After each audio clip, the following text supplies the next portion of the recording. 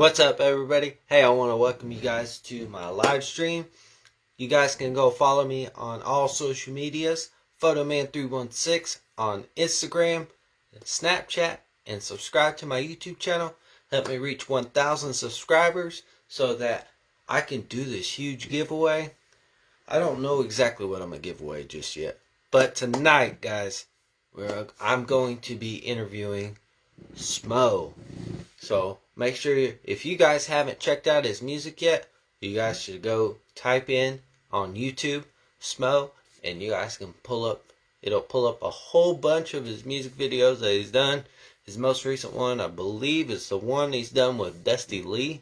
So make sure you guys go check that out as well.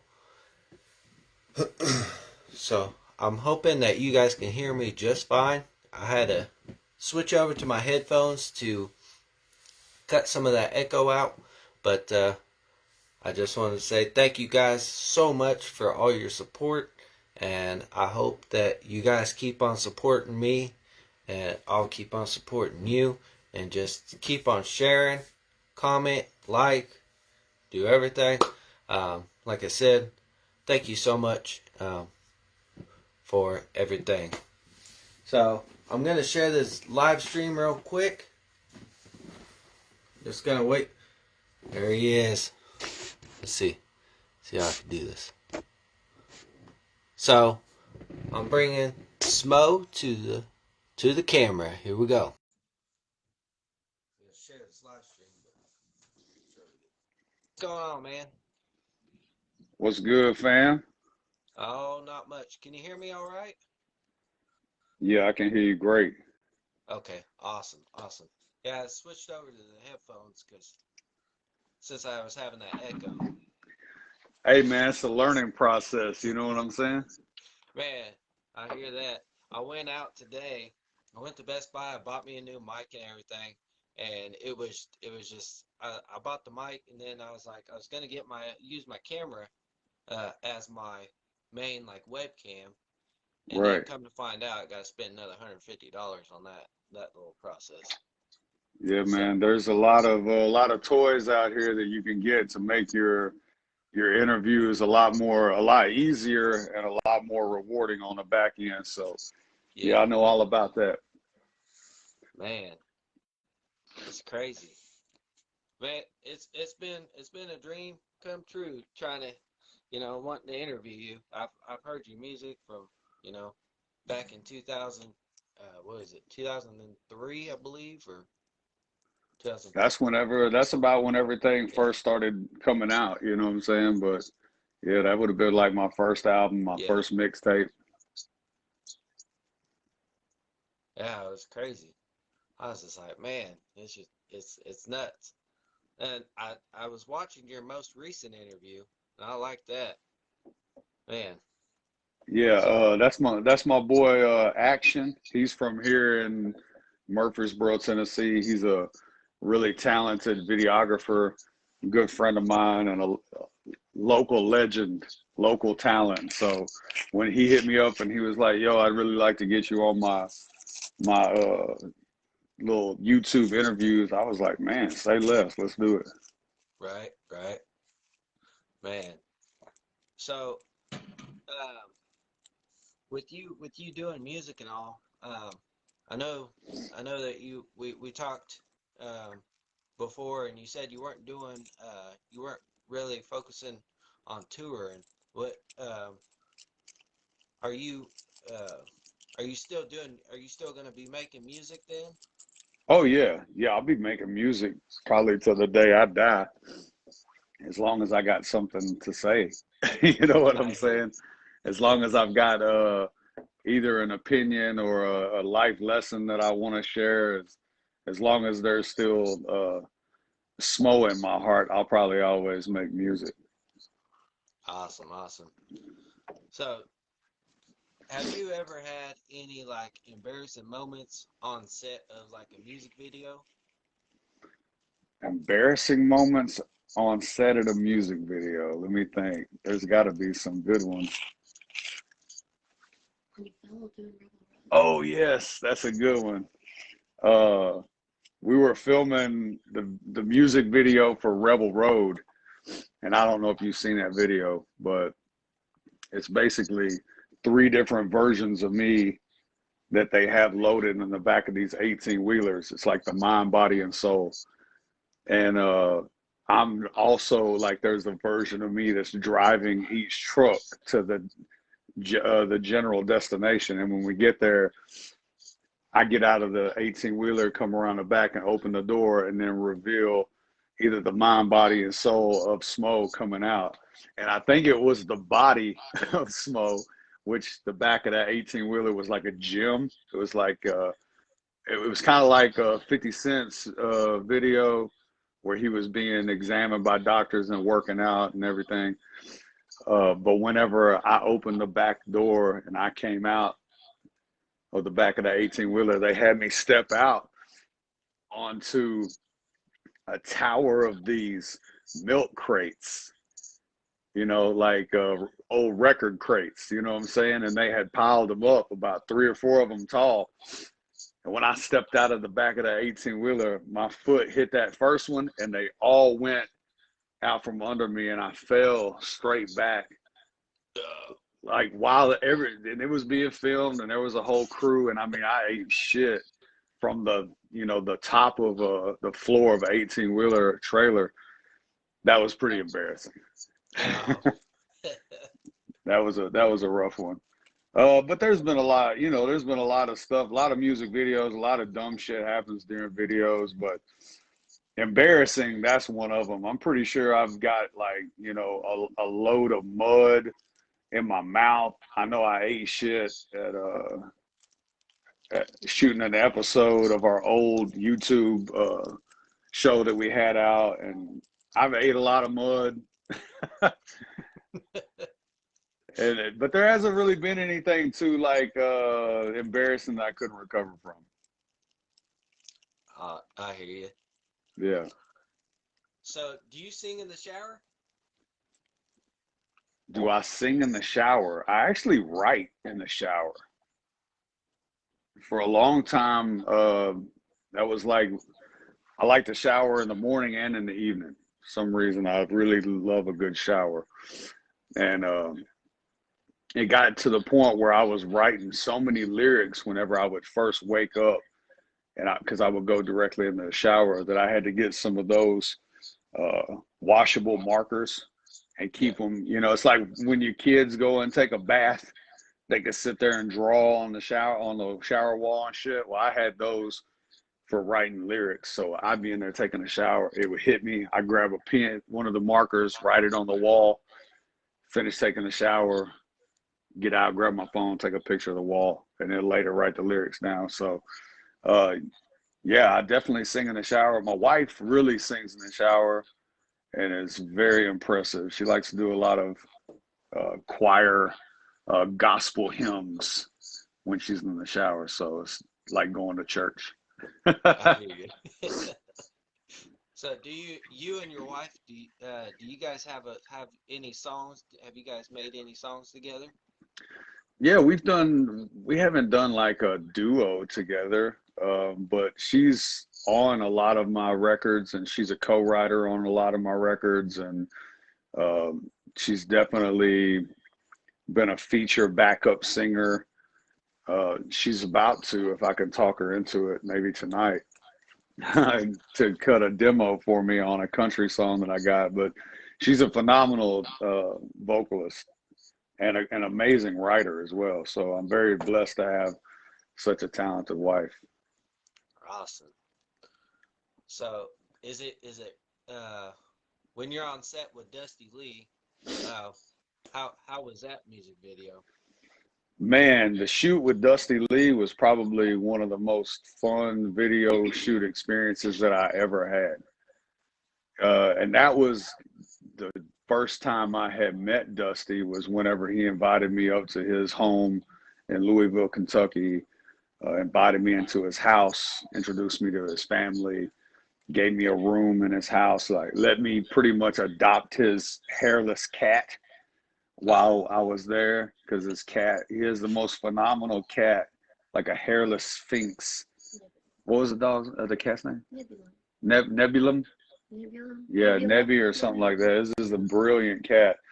But not to steal the limelight away from Dusty Lee, but he has a very competitive cat when it comes to like talent and just charisma. But Dusty himself is like a phenomenal dude. You know what I'm saying? Like, Yeah.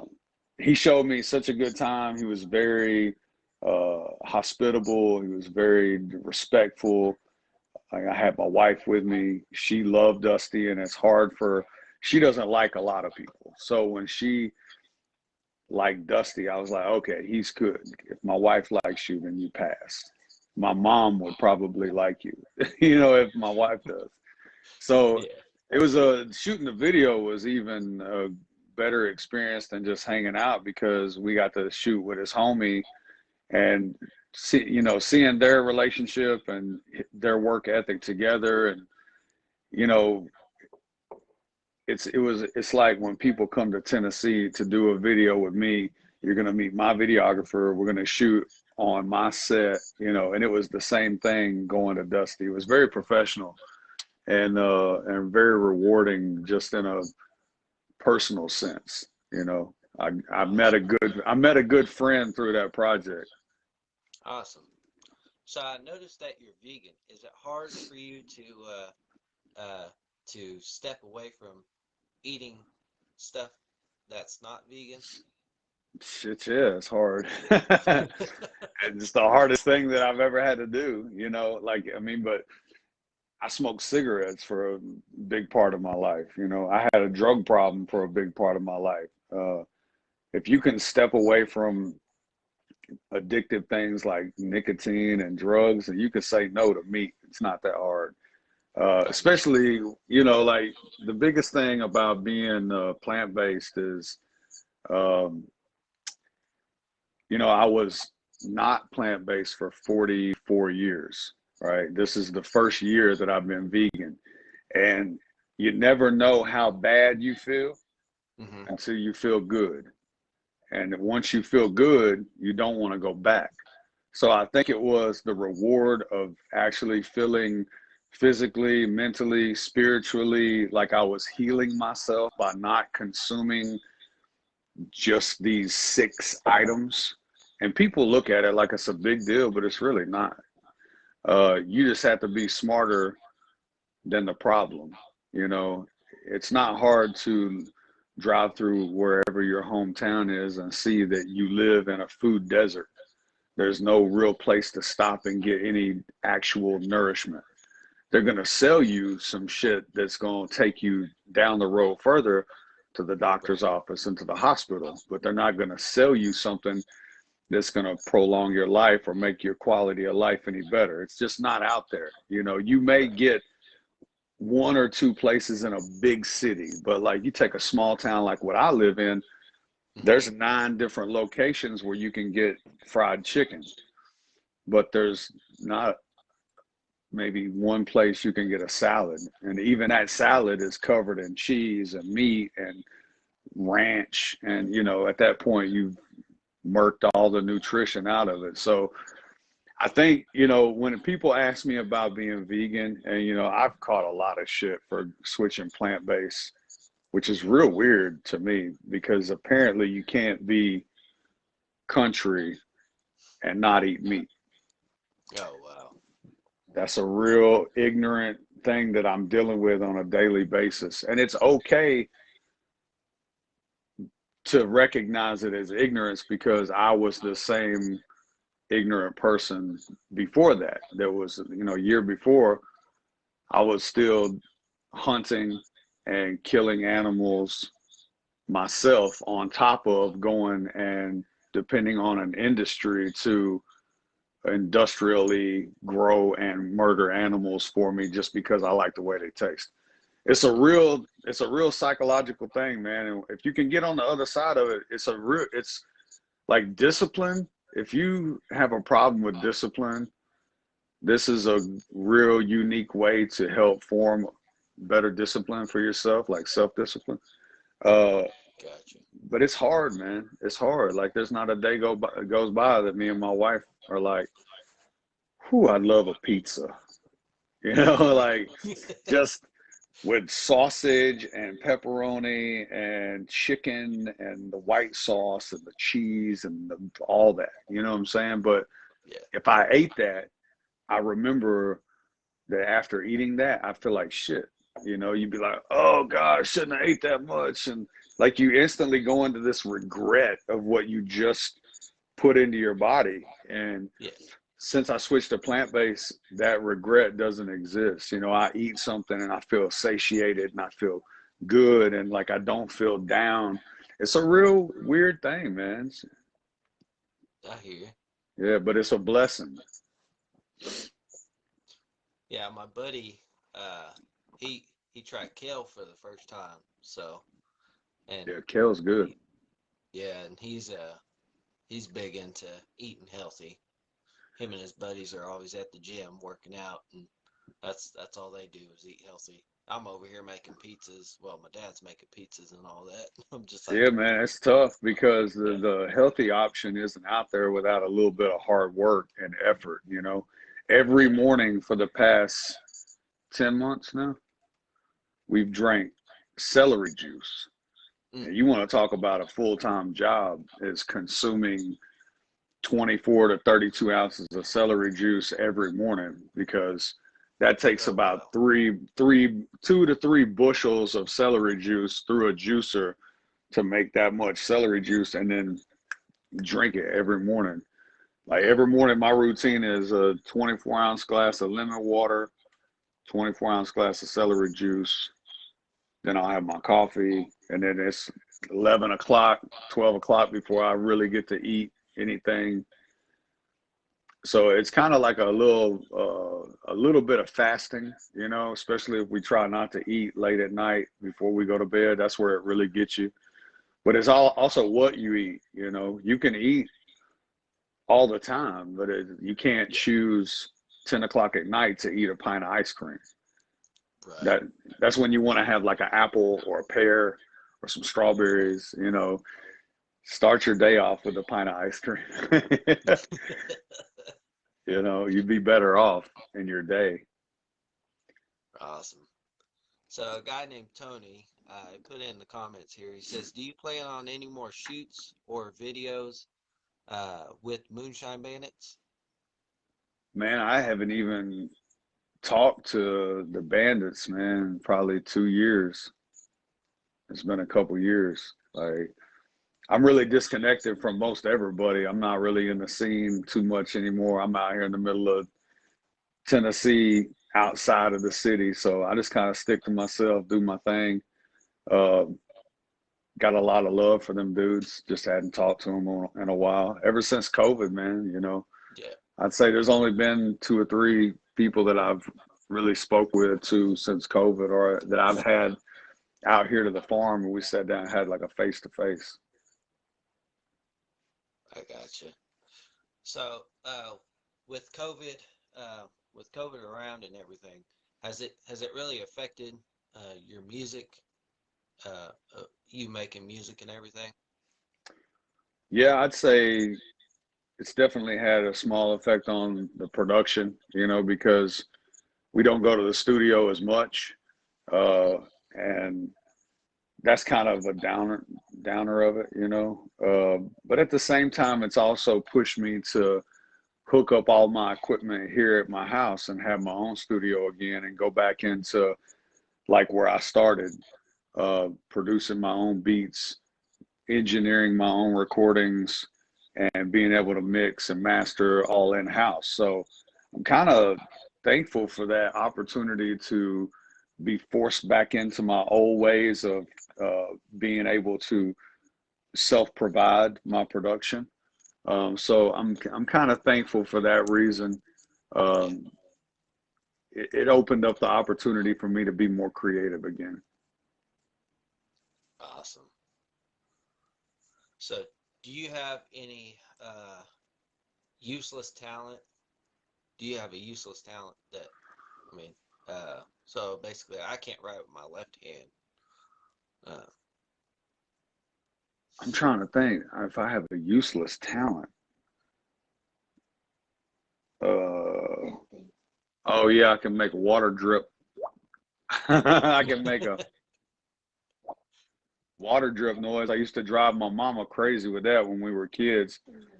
Me and my brother had bedrooms across from each other. My parents' room was in the middle. This was when we were real young, and we would sit back and forth. He would do it. I would do it. My mom would get up. She'd be like, "Is this damn water dripping in the faucet?" So yeah, I guess that. And my wife can't stand it whenever I do it because she thinks it's nasty. She's like, "Ooh, that's crass." But I do it anyway. You don't like it? She says I'm like a grown ass middle school boy. So out of all the songs that you've made, which one which one means the most to you? Let's see. I'd say the song "This One's for You" is probably, up there. The song that I wrote uh, about meeting my wife, featuring William Michael Morgan, called "Thing for You." That's probably those two songs. Um, Kicking It in Tennessee, just because it was the one that kind of opened up the doorway to a lot of listeners. Yeah. It was a very unique song back in 2008, 2009. Um, Before all this electronic, you know, existence, before streams and everything, when it was still real organic, you know what I'm saying? And Yeah. uh, that was a big record for me. We actually just re-recorded, reproduced that record, as well as four other records that we're going to be releasing on a new EP coming out this year called The Classics. And it's five of the old songs that were real close to my heart, or that never had the correct chance to live. Um, Reproduced, re-recorded, remixed, and mastered. It's phenomenal, you know. And I'm excited about putting those out along with some video content this year for my true fans, the Awesome. real kinfolk.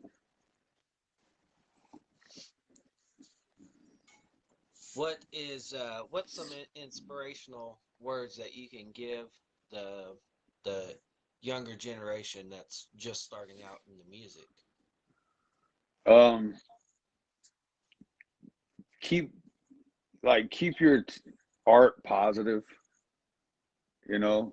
Like art is supposed to be uh, a positive reflection of your energy. I'd say if you're new in the game, like don't try to be someone else. Like don't follow people. Don't the biggest mistake people make is they get distracted every day by following their competition, or people that they feel like their competition. Just don't follow people. Don't follow trends. Like make your own noise with your own ideas. That's the thing. That's what really succeeds.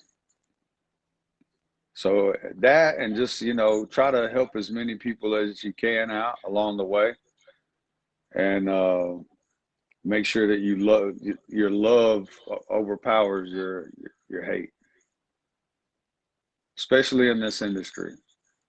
I hear you. You I hear you you. want to, like, there's so much hate out there in this industry, man. You want to really lead with love. Awesome. If you could change anything about the industry, about the music industry, what would it be? It'd probably be how it's monetized.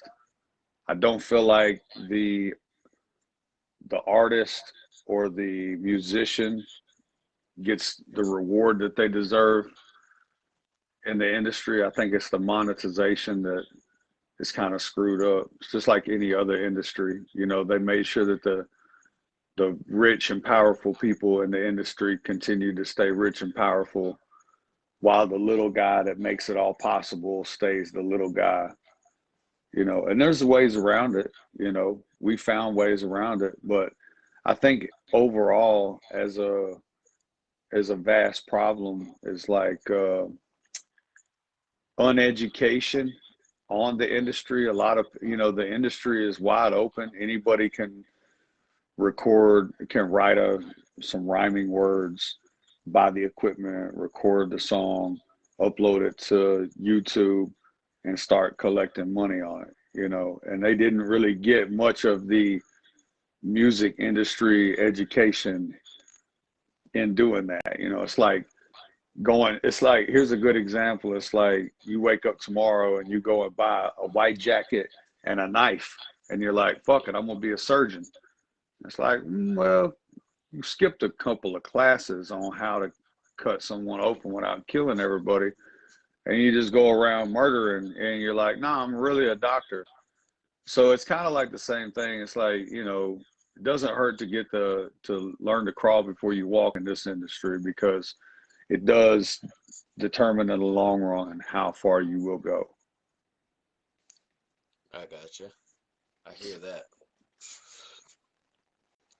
If you could visit anywhere in the world, where would it be?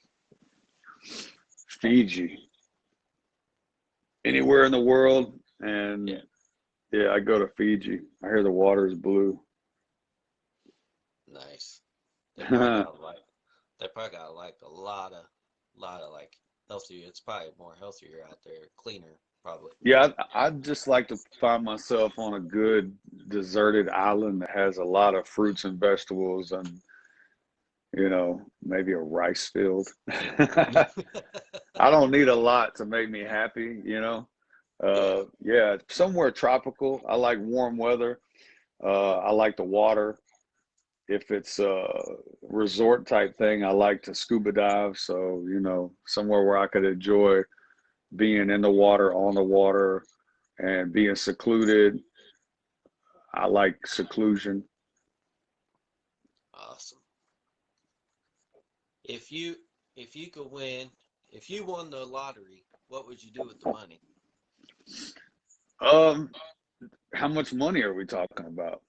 I would say the most recent one is a billion. What would you do with Oh, $1 billion? probably figure out a way to donate it to the right people, you know, that needed the help, you know, or just oversee some real benevolent shit myself to make sure that it got done right. Probably something that had to do with either the homeless or veterans or both. Uh, I think hunger, probably try to do something about that. I think if I had like $1 billion, I would try to set up a lot of uh, storage container gardens all over the United States and in different communities, so people could have a place to go and get healthy food, you know.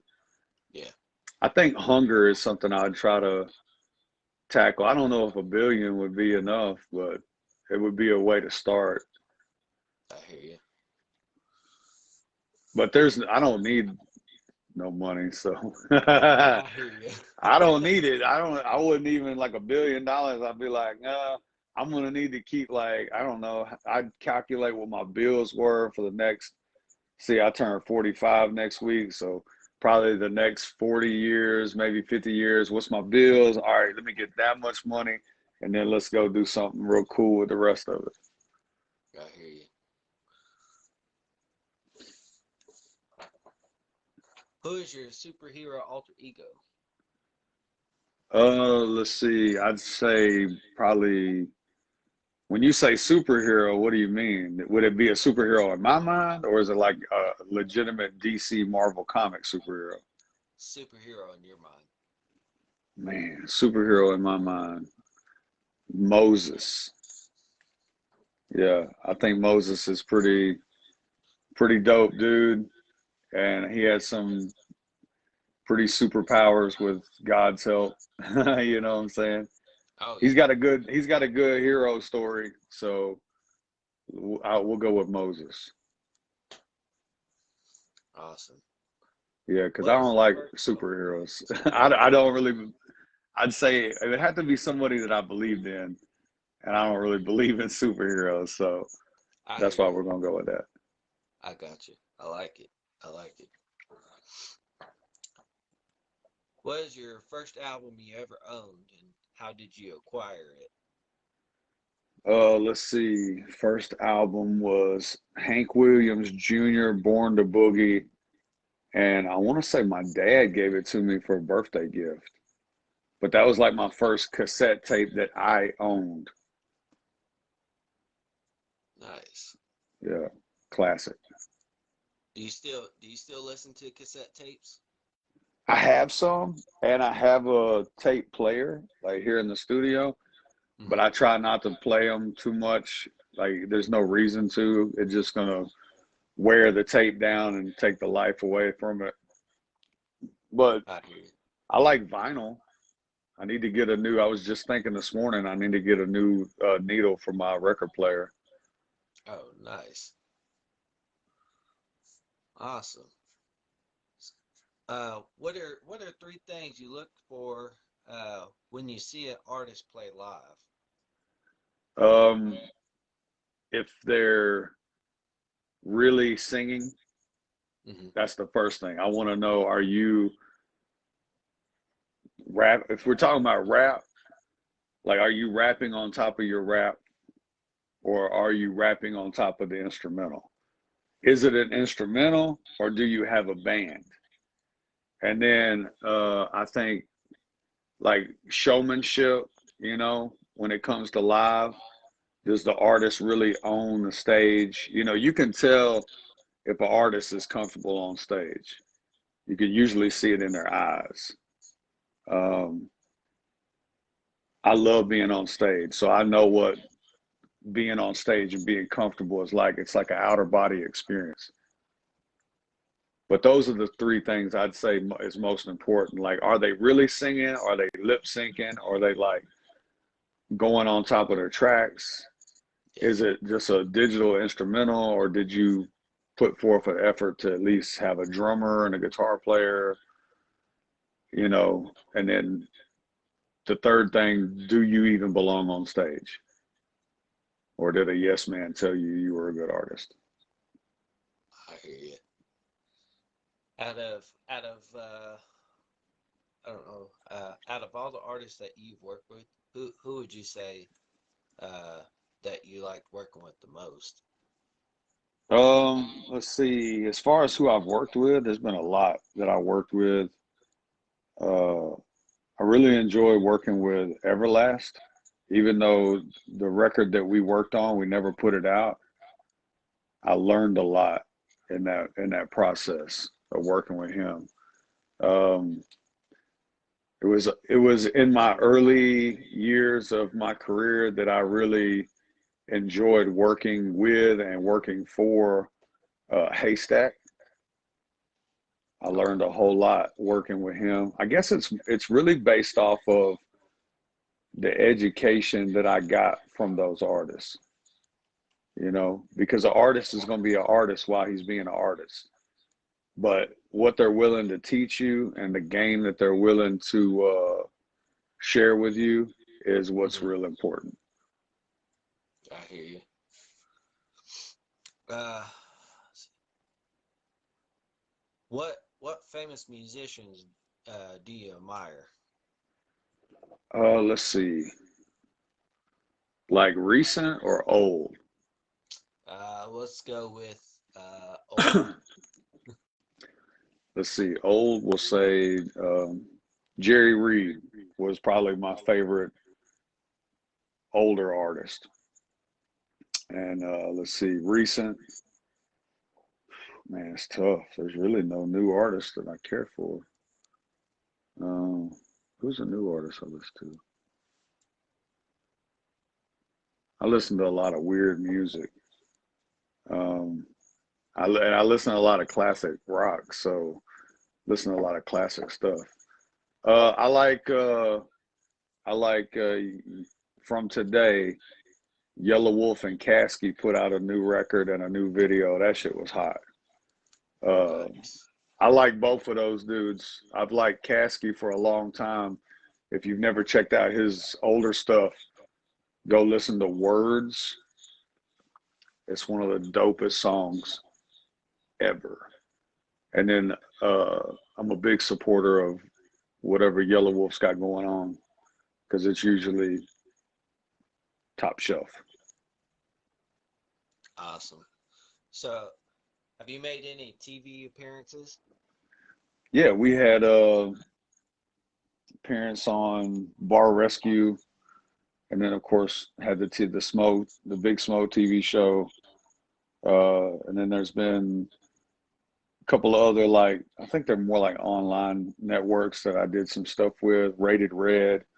What was that other one where I had the Puerto Rican mustache? Heartlandia. Oh, okay. There's been, and then I just did one that hasn't come out yet with, what's her name, Stovall? Natalie Stovall. She's got a show I just did an episode on. So yeah, a lot of guest spots here and there. Bar Rescue was probably the coolest, aside from my own show. Like Bar Rescue is the shit. John Tapper he's a G. So, with working with, is he actually get mad whenever he's on set, or? Yeah. Oh yeah, he's a beast. Yeah, he takes that shit serious because that's his industry. It's no different than me as an artist. When I see another artist out here doing jackassy stuff, I usually gonna call him out on it. It's the same thing. It's like in the bar industry, he sees these bar owners being reckless and careless, and people's health and people's lives and everybody's finances are in jeopardy just because you're making terrible decisions. Like, he gets mad about this shit. But he's a cool dude off camera, man. Like, what a cool character. Awesome. So, what's next for you? My buddy Kevin was asking that. Let's see. We just put out my autobiography. So if you want to go check out my book, we got My Life in a Jar, the Book of SMO. We're about to drop the audio book for it, I think next month. We got the Classics EP, which will be the remake of Kicking It in Tennessee, My Life in a Jar, Old Dirt Road, Honky Tonkin', and Country Boy Swag. So if you're a big fan of the old stuff, those are all going to be, they've already been done. They're re-recorded, reproduced. They're amazing. We've got some new videos coming out. What's new? Me and my wife are about to jump in the bus and move around a little bit. We're going to go out to Oklahoma in the spring, summer, and we're going to start on our cannabis company. Oh, nice. Yeah. Are you allowed to talk about your cannabis company? I know. I mean, just it's been in the works, and it's what's next. Nice. I'll tell you that it was the brand was definitely inspired by my favorite superhero. Awesome. So there's your little hint. Yeah, but I'm a big believer in cannabis medicinally, recreationally, full circle. I think that it's hands down God's gift to humanity, and trying to find out where I fit in not only the education aspect, but in the business aspect of that. Awesome. So I have somebody in the comment. My buddy Brett wanted me to ask you, do you plan on starting a Twitch TV at all? Not sure what that is. Oh, okay. Never mind. I'm not hip to it. I'm too old for that. You're good. But I'll look into it. My wife's my brand manager, so I'll have her look into it. Look into Twitch TV. Yeah, is that like a different like a YouTube streaming where people they can stream their games and playing games and. Oh yeah. I've heard about that. Yeah. Yeah. Okay. I don't know. We just figured out we did a podcast back in 2019, and I took 2020 off because I felt like it was a terrible time to share your opinion in Right. a time of so much uncertainty. Like if you said too much uh, back in 2020, it's like brand suicide. You say the wrong thing, all of the social shut you down, which is a weird reality, but it exists. So I took 2020 off from doing podcasts just because I'm a very opinionated person. And in Right. the heat of the conversation, I'll let it be said. And I felt like it was too critical of a time to try to share my opinion with the uncertainty of society. So kind of took that off. And then we just got all the podcast stuff back out and kind of figured out how to link it with Zoom. So we're going to get back into podcasting real soon. I really enjoy doing, sitting down and talking to people about just random shit. So if you haven't checked out the first 10 episodes of the SMO Knows podcast, they're on Spotify. You can check them out. Awesome.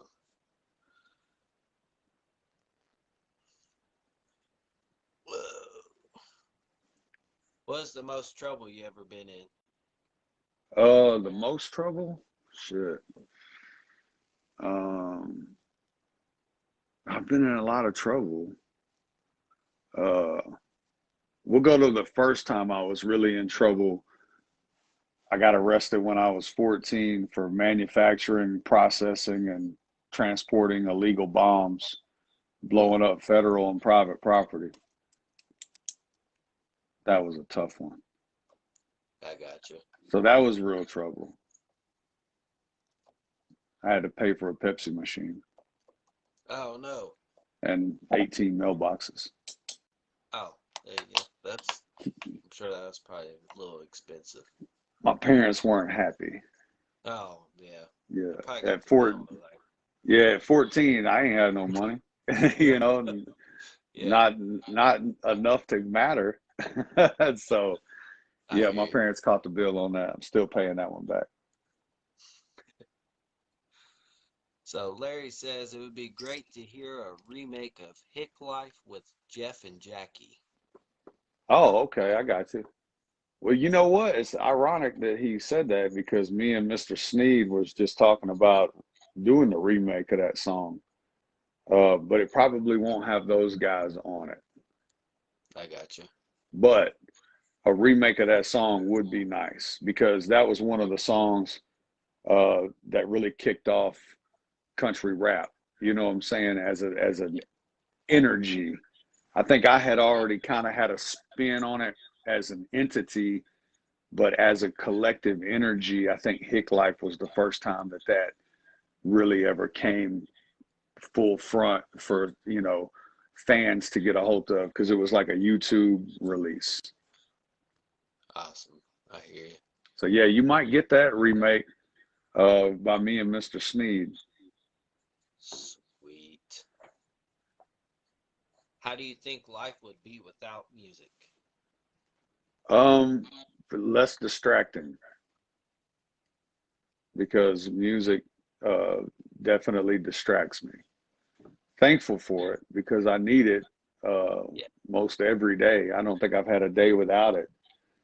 Um, it's kind of like it's just like anything else, that can consume you. It's like food. I need food every day. It can be distracting though, if you eat the wrong stuff. So I'd say it's distracting whenever I'm trying to listen to new music that maybe I'm not familiar with, and I'm trying to either learn it or enjoy it or process it. You know what I'm saying? That's distracting. But I don't know. I'd like to enjoy a time of my life without it just to see if there was any healing from not having it. I hear you. It would be a sad time in my life, but I would like to try it. What is your favorite movie to watch? Mm, like just one movie? Oh, we could go plural. We could go Let's just multiple. say I'm a horror fanatic, so we'll just go with the Halloween collection.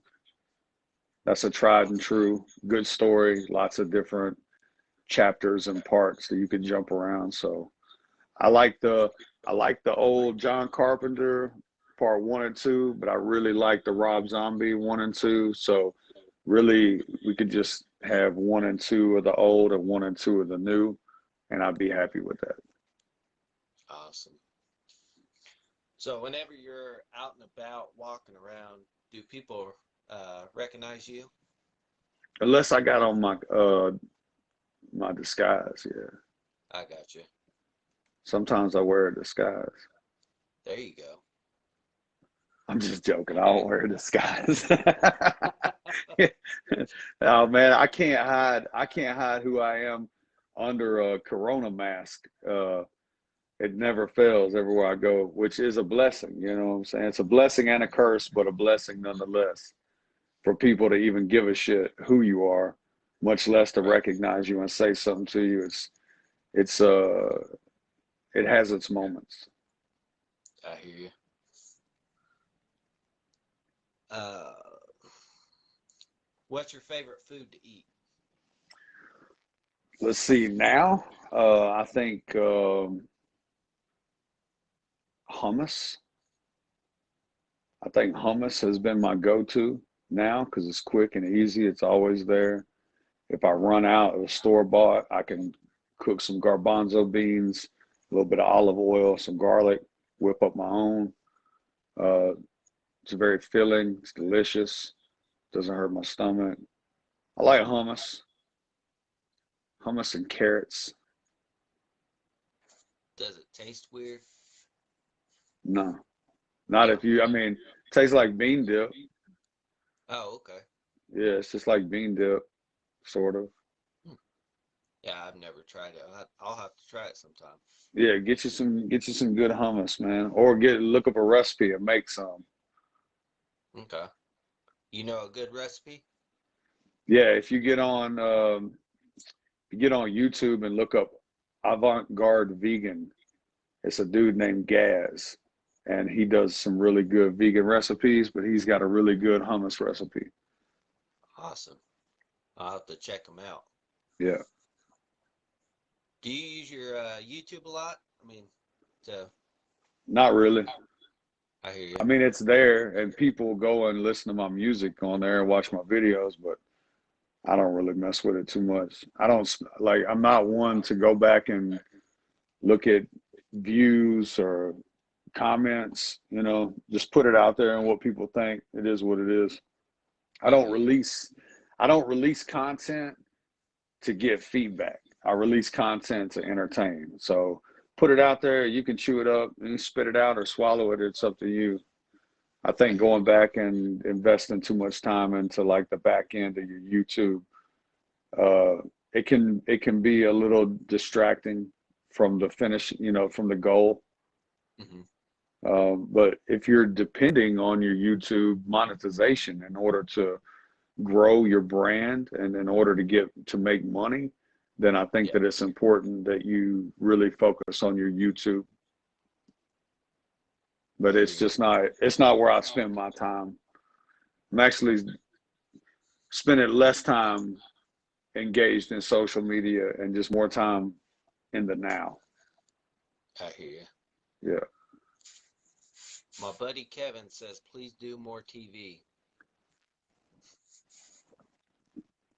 Well, that's going to be difficult because I don't own a network. I hear And you. honestly, I don't want to I don't want to open up my privacy Gotcha. again. You know what I'm saying? Like I've already Yeah, done that. I've done it several times. If what's his name, Kevin? Kevin. Yeah, Kevin, you tell Kevin go check out the YouTube episodes of SMO on the Go.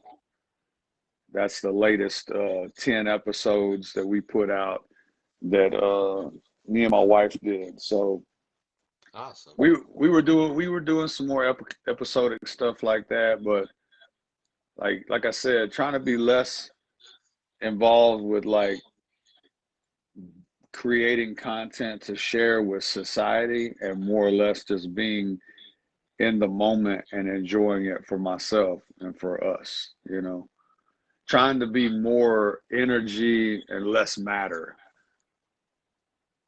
Awesome. So Larry has a question. He says, "What's the difference between a chickpea and garbanzo beans?" Nothing. Same thing. Hmm. Good I never question. knew that. Yep, chickpea and garbanzo beans, same thing. I think a chickpea, maybe the pea is when it is dried and uncooked. Hmm. That's just me guessing. And maybe Okay. the garbanzo bean is after it's been cooked. Hmm. But same thing, and that's what you make hummus out of. Is that am I wrong? It's the same thing. It is the same thing. Yep, just two words for the same thing. My Oh, wife okay. just, yeah, my wife just shut down my. I just Googled it. She Googled it. She's smart. Nice. So you can still make hummus out of chickpeas then. Yep, yep. Awesome. Uh, what would let's see here. What would you be doing right now, if you weren't doing music? Um, I'll probably be filming, probably doing filming. I'd probably be in the film industry. Awesome. Yeah. Uh, let's see here. Whenever you did go on tour, what was your favorite thing to order from room service? When we was on the road, what would we order room service that was fire?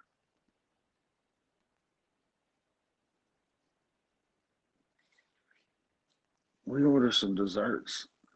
Desserts. Yeah, desserts is something that only come in clutch when it's like the weird hours and you need the fix.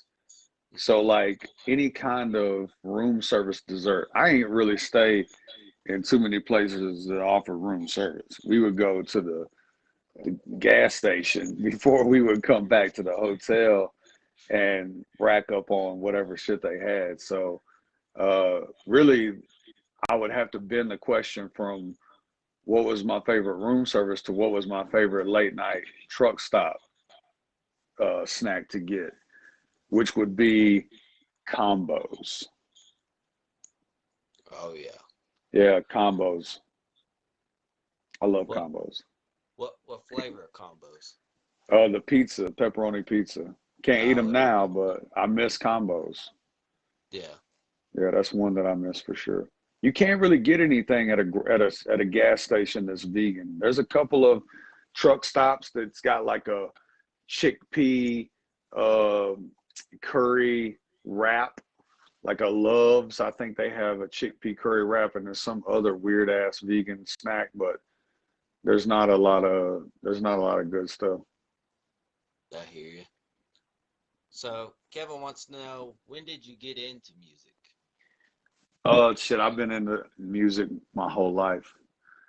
As long as I can remember hearing it, I wanted a guitar, I wanted a keyboard, I had a drum set. I was in the middle school band. I played trumpet. It's a high school band. I was in the drum line. And then I was writing songs in high school. Right out of high school, start, started buying equipment, uh, 4-track recorder, 8-track recorder, headphones, microphone, learning how to sampler, learning how to do that. It's just always been there. Awesome. So, how old were you when you got your first break in music? Break in music, I was Yeah. probably shit, I don't know, 25 maybe when I got my first break. Nice. Uh, yeah, because nobody, I mean, when we started making music, nobody knew who we was. Well, no, I ain't gonna say my first break was probably, yeah, probably around 24, 25, because there was a local radio station that uh, wound up uh, getting me to record like a custom intro for the DJ at his 7 o'clock show. And then I did the intro for his 8 o'clock shows on the weekend. and it was a radio, so it was a hip hop station that picked up like right here in my hometown. So it was like everybody in my hometown was having to hear me at 7 o'clock doing an intro, little rap thing, and then 8 o'clock doing a little rap thing. And that was probably my first like break. Awesome. Whoa, what happened? Damn, I lost my. You there? Yeah. Can All you right, hear sorry. me? My Yeah. phone's about to die, so it's Oh, probably well, did. well, let's go ahead and wrap this up. I want to say thank you so much for getting on here, and as soon as I get my uh other equipment upgraded, we'll have to do another interview if you're down. Um, but how can people find you on social media? The real big smo. Just look at it Awesome. on Instagram, Facebook, whatever. Go to my website though, therealbigsmo.com. Awesome. Well, I want to say thank you again for hopping on here and letting me interview you. I hope you have a good rest of the evening, and I can't wait to hear your new songs coming out. I appreciate it, brother. I appreciate it a lot. Y'all be Hey, good out well, there, man. hey, we'll do. You too. See ya.